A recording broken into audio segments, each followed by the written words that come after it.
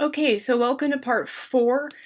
I skipped over most of the cheek swabbing just because there wasn't really a whole lot going on with that. So now you notice that Holtzclaw has changed his posture a little bit.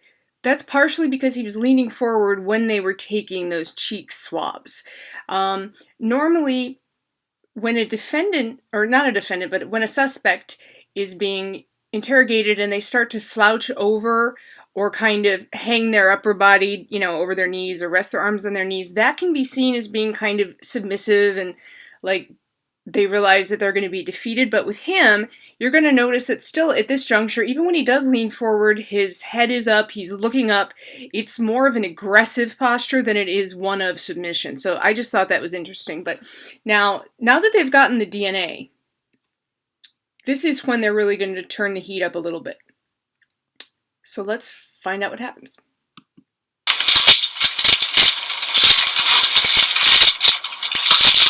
Rob, what time is it on your watch? I turned my phone off. So. I've got 4:47.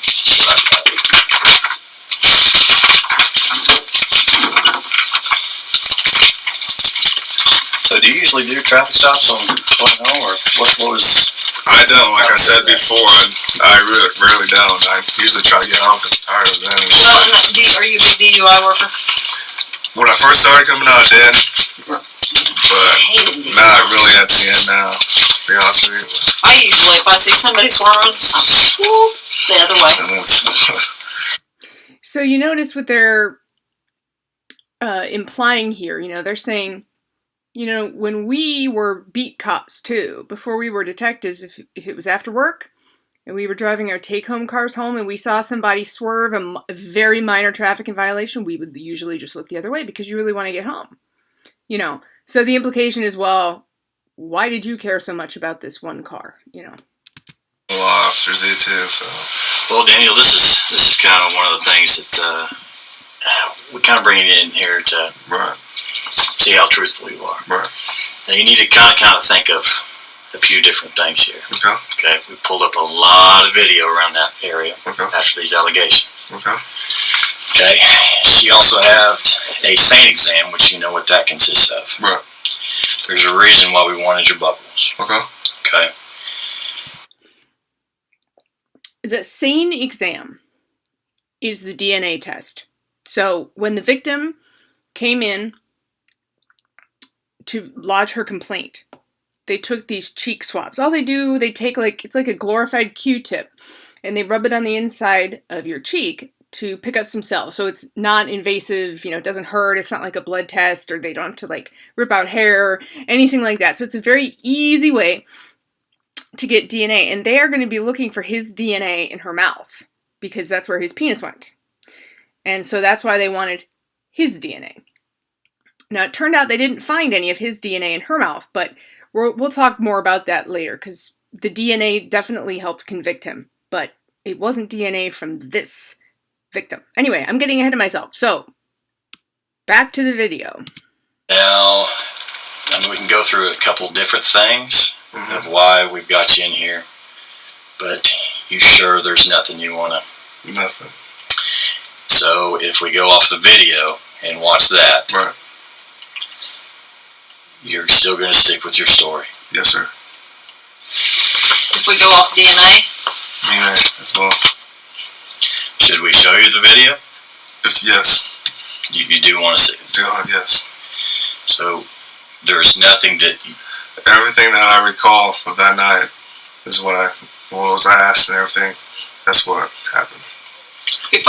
That's an incredibly ballsy move, by the way. He's saying, yeah, let's see the video, because he's pretty confident that it's not going to show maybe the right angle, or it's not going to show enough to disprove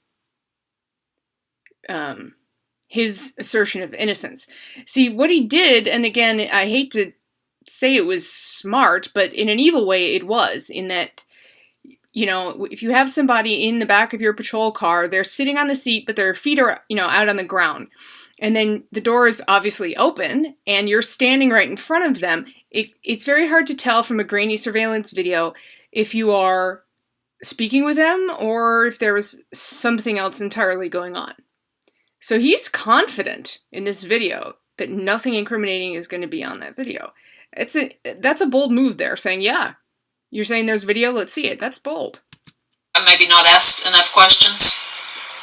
I think everything covered as far as that. Do you recall putting your penis in her mouth? I don't. Would you recall that if you did it? If I did it, yeah. Okay, notice here posture and tone of voice.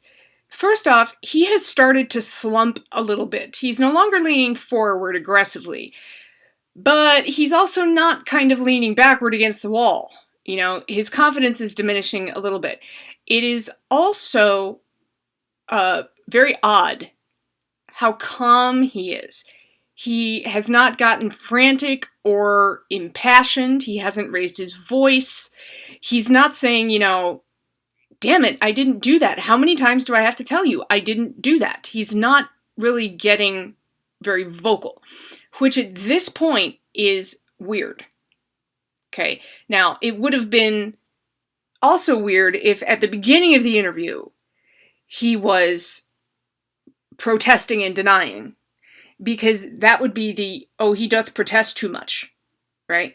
But now that he knows what the accusations are, he knows what's on the table, he should be getting very, like, really angry. He should be getting very agitated. Think about it. If you were accused of sex crime that you did not do, you wouldn't sit there and be asked about putting your genitals in another person's mouth and just act like you were talking about the weather, right? You'd start freaking out a little bit. That is what they expect. They expect that excited utterance, and they're not getting it from him. They're getting this very flat, almost emotionless delivery from him, which, again, is not normal. Okay. Well, I think you really, in all honesty, you need to really double think about this. I mean, I got to be honest with you. It doesn't look really good. Okay. I mean, again, he says, okay. Are you serious? If you were innocent and you thought, or rewind that. If you were innocent, you were being accused of a sex crime, and somebody was telling you, well, it doesn't look good, I'd be like, well, I don't care what it looks like. I didn't do it. Show me the video, do the DNA, and get off my case. I didn't do it. And he's just kind of sitting there, literally twiddling his thumbs and going, okay, okay. Again, by this point, and you can see, too, with Kim Davis, you can see that she has kind of resigned herself to the reality that he did this. You know, I'm sure that she was hoping against hope that he would be able to come up with something that would make sense, you know, and that maybe this person was, you know, the victim was like mentally deranged or something, and there was some reason why she made this up. But at this point, Kim Davis knows that the allegations are real and they're true, and that the guilty officer is sitting right in front of her. And you can see, the video is a little blurry, but you can just see that she's deeply disturbed by this, as she should be. and what you originally thought. Detectives just don't roll up in there for no reason. Right. Okay. And we just didn't pick you out. Okay. Right. I mean, there's a whole lineup there. Mm-hmm. Okay. But there's definitely enough here to bring you in here to start questioning you. Right. Okay. We knew you were on that stop. Right. We knew you were there. Mm-hmm. And we can watch a whole lot of actions being performed while you were there. Mm-hmm. Okay. And that's why she was trying to give you every out on the whole booby thing. Right. Okay. Now, is there any reason at all, even from whatever angle, because, you know, it takes a little bit to clear up those videos. Right. But any reason why your penis would be out? No. Nothing? Nothing. Okay. Now, see, they're using silence here very effectively. It's a mistake during an interrogation for the interrogator to talk and talk and talk and talk and talk and talk. Okay? It's a mistake at most points in the interview. silence is used to incredible effect, because if you're sitting there in silence, it gets very uncomfortable very quickly. You want to see an excellent use of silence, actually an excellent interrogation period. Go watch the interrogation of Russell Williams, a former Canadian Air Force head honcho who was breaking into people's homes and stealing underwear, and then eventually he raped and murdered 2 women. Watch that interrogation. It's genius. And there's a lot of silence. There's times when the person who was interrogating him waits for over a minute before saying something to try to make him give it up. And eventually he did give it up. They're not going to have such luck here with Holtzclaw, but that's why there's silence. It's not that they're scratching their heads and going, oh crap, we don't know what to say. It's they're trying to make him uncomfortable. They're trying to increase the level of tension so that he will, come off it and tell them what he did. And doing this, you know how SANE exams work, and I ain't got to explain about DNA or anything like that. Right. Now, I didn't say you had sex with her. Right. Okay. But getting a blowjob, okay, that is a different story. Right. Okay. You see my concern here. I'm just listening to you, Sarah. I know, Yes, but I'd rather listen to you and you start talking. that's all I have, sir. Are we gonna get something from the SANE exam? Go with the SANE exam. Do you understand that you don't have to full-blown ejaculate to get something out of the SANE exam? Right. We can get skin cells, we can get pre-ejaculate, we can do all that and still get DNA. Right. And did your penis go in her mouth? No, it did not. Okay. Because DNA will clear it up. And here's Look at him. He's saying nobody's nodding. Watch his head. He's nodding. And that's not nodding of, I understand what you're saying. That's guilty nodding right there. deal too.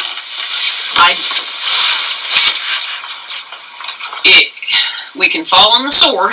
Okay. And say I screwed up or something. But if we say we didn't do it, and then the DNA comes back and says he did it, then we have a huge problem. Right. We're here to give you the chance to fall on the sword, so we don't want a huge problem. We don't want a huge problem for you. Right.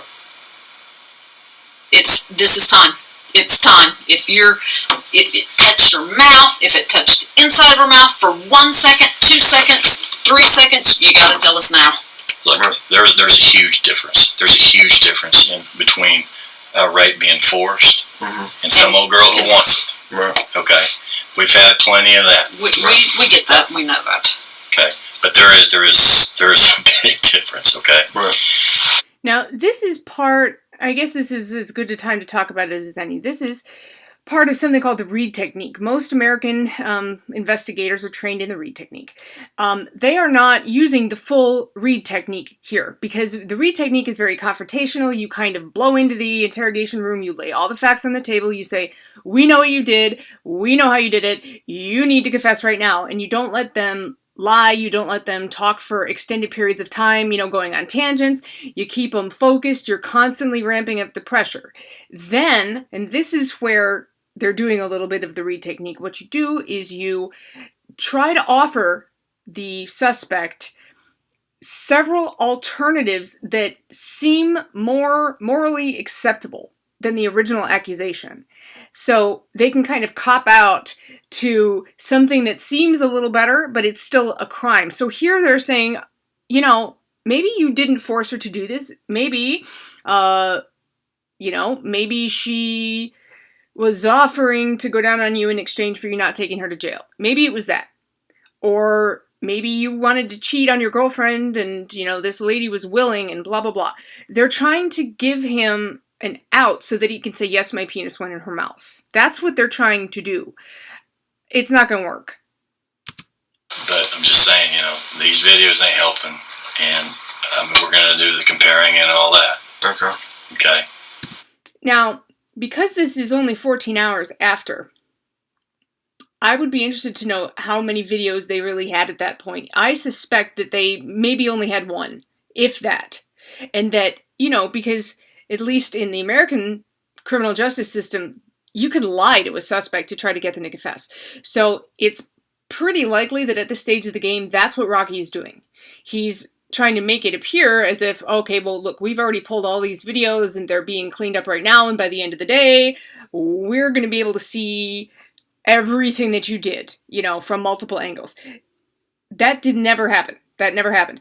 But that's what they're trying to do. They're trying to, break him, basically.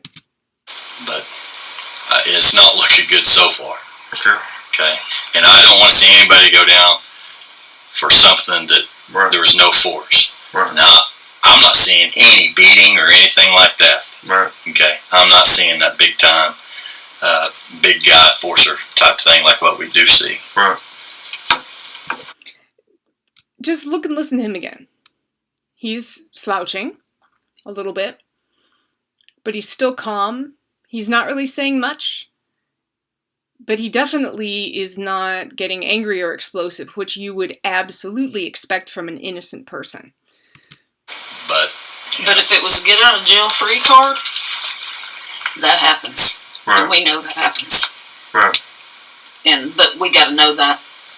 We got to know that versus, he made me, I didn't want to, blah, blah, blah. If it's a get out of jail free card, then that's a different story. And we've worked enough of them, cases that it didn't happen. The problem is where we're at right now. Mm-hmm. Okay. And that's why we wanted to hear your version of the story. Right. Whether we just go off of what we see and whatever this tests out as. Right. Okay. But sir, I'm sticking with my story. Okay. On the video, are we going to see her boobies? Shouldn't see her boobs. I didn't see her boobs. Okay. Are we going to see her pull her pants down? I didn't see her pull her pants down. Okay. Are we going to see your penis out? No. Are we going to see your penis go in her mouth? No. Are we going to get any DNA to that? No. let's switch up for a second. Get another girl. Okay, so this is going to be a good stopping place for this installment. So now they are about to introduce a second alleged victim. And I'm going to leave that for the next part because I got to watch my time here. So anyway, thank you for watching, and we'll see you guys in the next edition.